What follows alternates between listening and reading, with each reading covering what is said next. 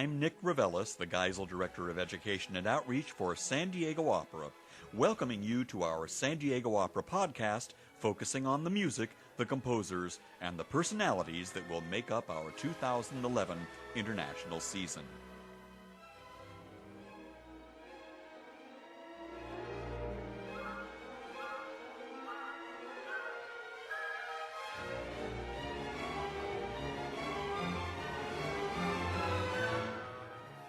Last week's podcast on early Turandots in the history of recorded sound got me to thinking how extraordinary it is to have actual recordings of singers who created roles for the great composers of opera.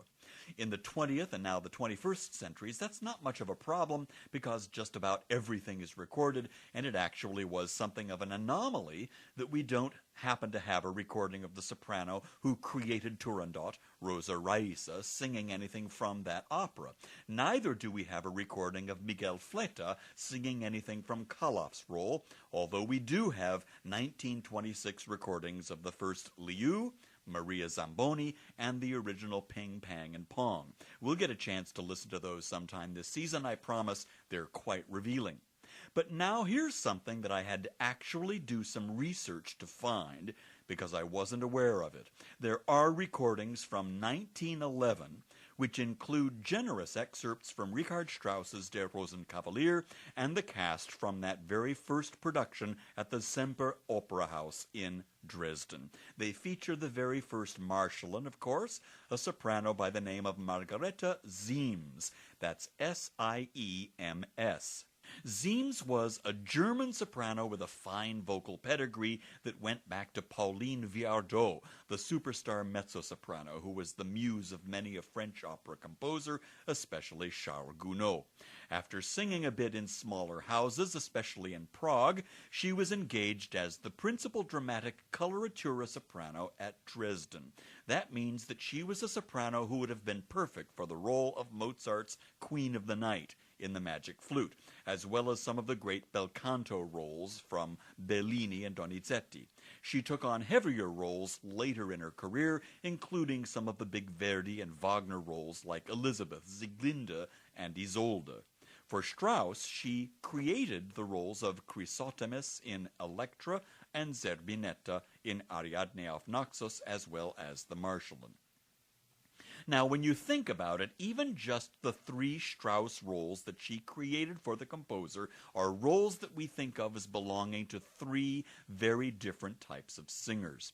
Back then, however, directors, conductors, and singers thought about the requirements for roles very differently than we do today. The role of the Marschallin in Der Rosenkavalier, for example, we think of as having been written for a full lyric soprano like Kiri de Kanoa or Renee Fleming. Siems's voice was much more instrumental in color, like a silvery violin or a flute with a straighter, lighter tone than we are normally comfortable with in a role like this, which Strauss himself thought of as three-dimensional and a red-blooded character. Just so you can make the comparison, let's take a listen to the Marschallin's monologue from Act 1 in a modern recording, with Kiri te Kanoa doing the honors. To catch you up on the story, at this point she's left alone in her bedroom, gazing at her reflection in the mirror, and reminisces about the little innocent convent-bred girl she was so many years before, ushered into a marriage with a middle-aged man to whom she's never met. How can she be the same person? How can God let her make this transformation and still have absolute clarity about herself? It seems so cruel. At the end of the monologue, however, she realizes that the transformation can only be successful if it's made with grace and resignation. It's in the how of aging, for it is inexorable. No one can change that fact. Here's Dame Kiri singing a bit of this monologue just to get the sound of it in your head.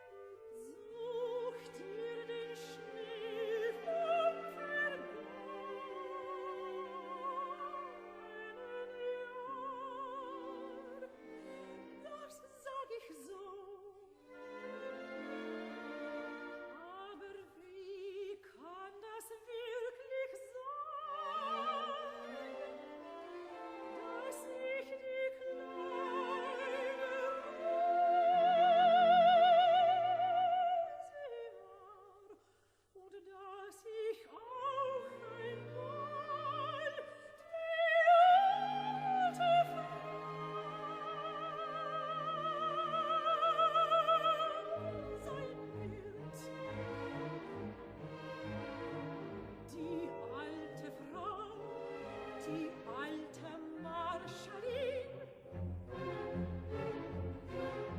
Siehst es, da geht die alte Wüstenreise. As you listen to this, you realize that there's a certain womanly warmth and emotional core to the singing. There's a warm vibrato, for instance, and the color is rather like a clarinet or perhaps a violin playing in its lowest register. Now compare this to the original Marschallin, the soprano Margarethe Siems. You'll obviously have to make up for the fact that the recording is 99 years old. Remember, we're celebrating the 100th anniversary of the opera during our 2011 season, and you have to listen through all the scratches and ticks. But Siems's voice still comes through clearly enough for you to be able to grasp it. Listen to this.